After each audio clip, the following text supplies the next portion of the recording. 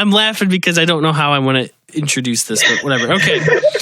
Hey, it's me. It's me. You've heard it a million times. It's your boy Rux, and this is two good friends of mine, and we're gonna do this gay little podcast. Oh no, I said gay. So yeah, I'm Rux Tun, and then I am here with. I'm Brainwave. I'm Conundrum. I make music that can be danced to, and it's electronic. It's EDM. Oh yeah, I heard that EDM actually makes you gay. It does. Yeah, I know, man.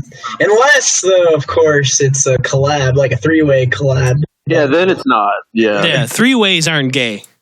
Yeah. All right, so this podcast thing is more or less a demo. If you guys like more, you can yell at me in the comments about it or not, whatever. I don't give a fuck. So we're going to talk about some things today. We're going to talk about some things that trigger me. Trigger me timbers. We're going to talk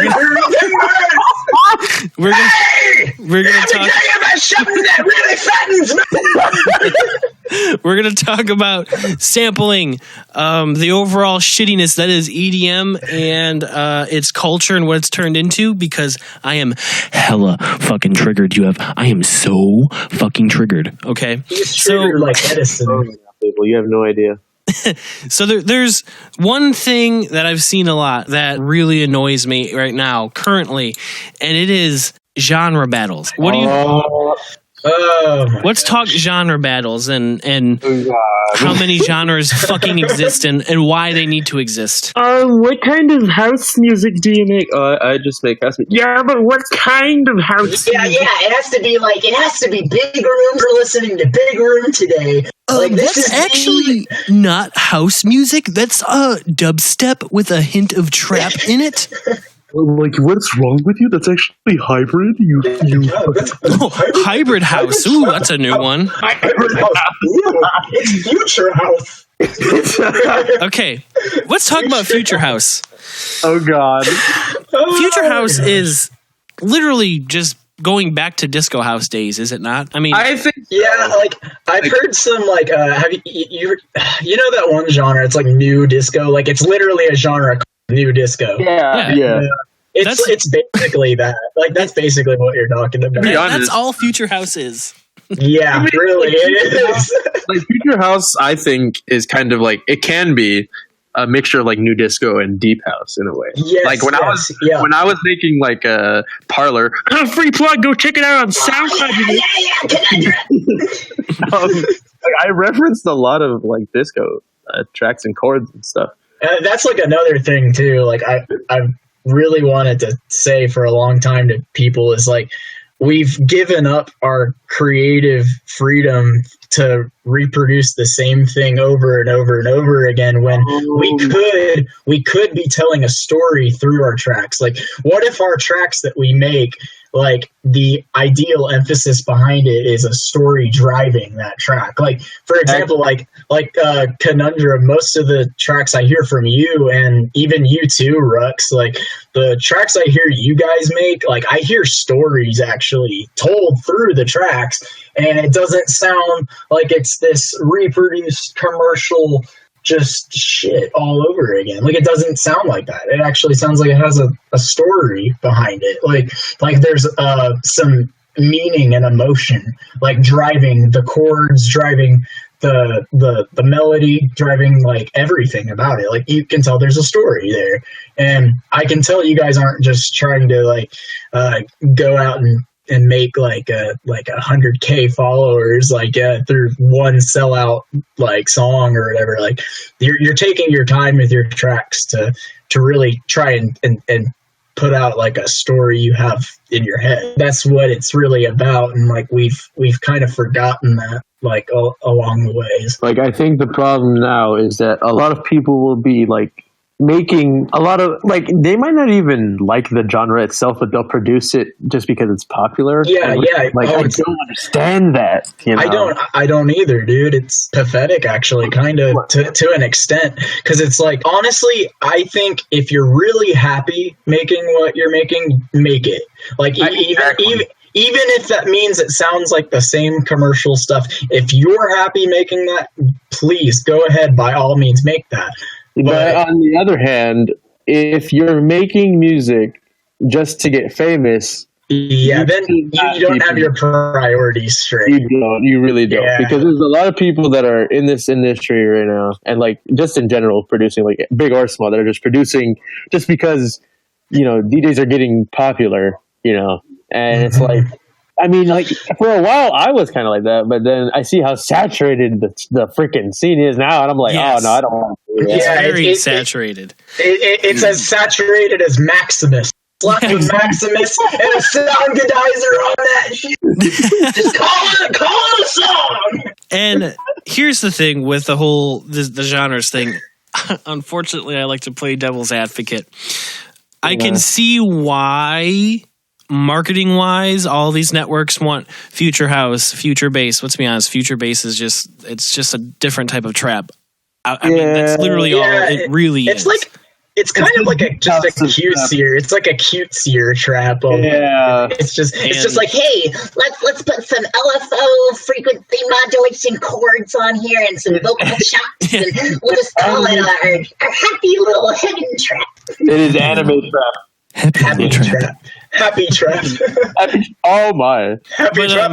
The genres. I know that I'm pretty sure the reason is for the listeners who are like, oh, I want more of that.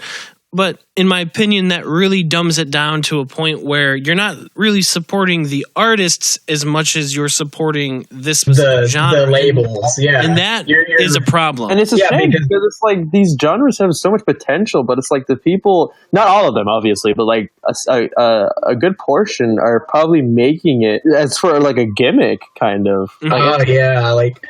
You guys know X-Core? He actually, I remember back in 2008, or that's when he put out his first release on Newgrounds, and everything he put out after that was just so solid. But it's funny because he started drum step as a joke. Like, it was just a joke in his mind, making a faster dubstep, but not drum and bass. Just it's dubstep, but it's a faster BPM, and we're gonna just call it drum step for giggles. And but it blew up. It blew up into a crazy thing that so many people know today as drum step, and people like the sound. They like the sound of a faster dubstep. And I mean, he was doing that before Skrillex even put out Scary Monsters and Nice Sprites.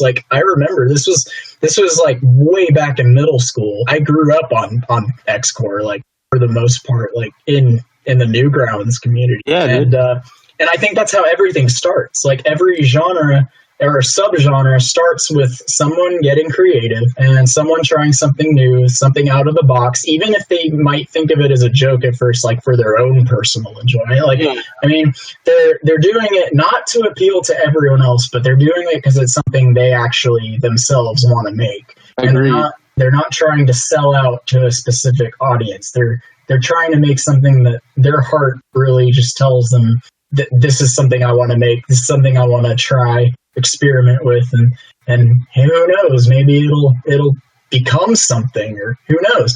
And that's how everything kind of starts when it boils down to it. That's how I've seen a lot of genres get their start is for example, Daft Punk. They really pioneered the French house scene. They brought it up. They really brought it up. Then Justice and they introduced the whole distorted slap bass kind of feel to house music. Because before that, I don't really think anyone was really experimenting with shit not too much now. Not really.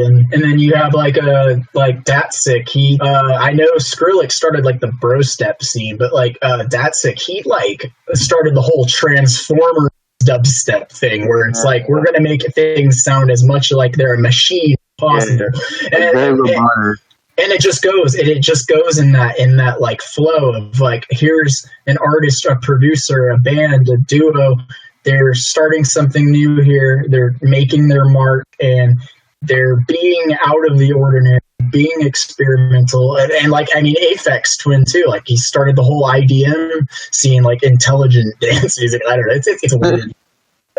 Labels, but it sounds so glitchy and weird and out of the box. And all these all these producers that just they get out of the industry standard. I hate that term, but the industry standard comfort zone. And then after they get out of that, that's when things really start to like get interesting.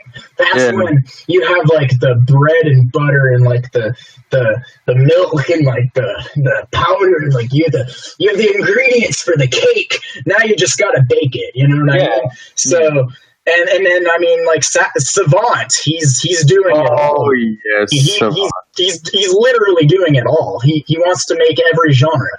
So I mean, it's good. It's really good not to limit yourself. It's good to get as creative as you possibly can and like make what it is you want to make and make sure you're happy with what it is you're making. Make your own formulas. Don't.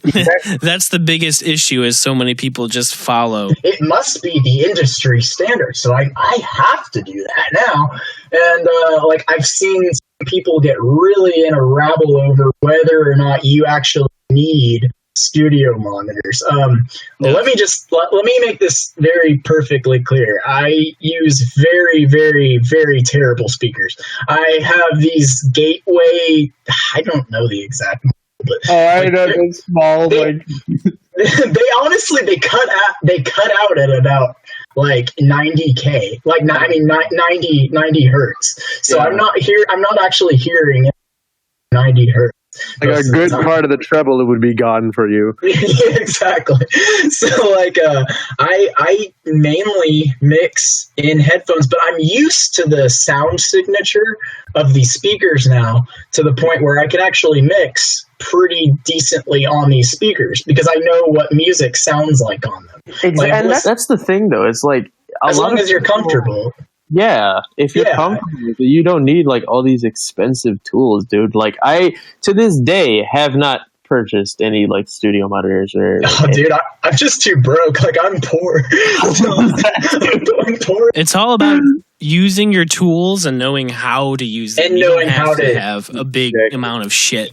Yes, exactly. If you can make the next big thing, like the next crazy sound, like the next like just like if you're the next pioneer in sound design, but you're just a bedroom producer producing on laptop speakers, then go right ahead. As long as it sounds good. That's the biggest rule of thumb here. Is the only rule. The only rule. Everything else is just guidelines. The rule is be happy and make sure that it just sounds good to you. Yeah, and that sounds good. It is good.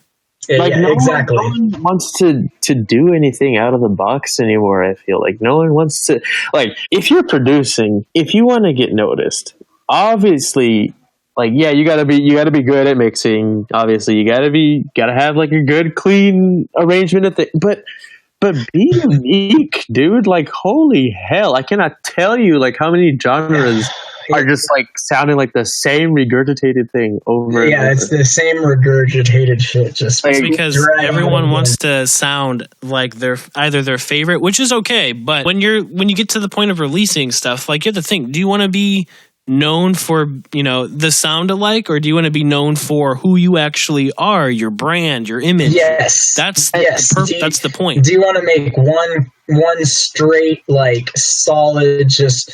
This is who I like. I'm going to make everything model after them. Or do you just want to take everything you've ever heard in your life and then somehow manage to mix that with what you have up in your head, experiment with sound design a lot, and then just like bring it all together? Let's divert the topic to presets and samples. Oh, presets. Oh my gosh. All right, preset war. All right, let's talk about the good old preset and sample war and how you should just engineer your own sounds, man. I have so much to say about this, and I'll just start with one thing. Okay, first of all, yes, if it sounds good, do it. But second of all, there are so many crazy sounds you can actually make. Like, you can make these sounds if you layer samples. Layering samples is an incredible way to like make an entirely new sound altogether. Like, exactly.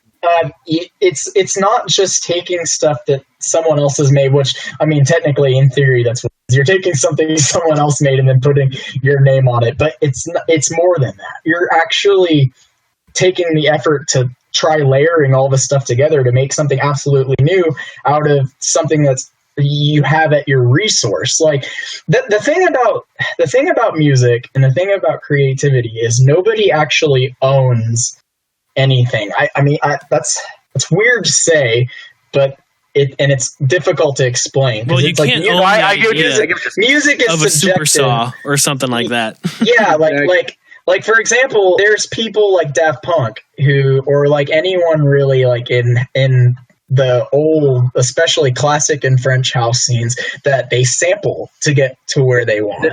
The whole genre is like the whole genre is just sampling. I mean, really, a lot of it is sampling and then overdubbing. It's sampling, dubbing, and then layering.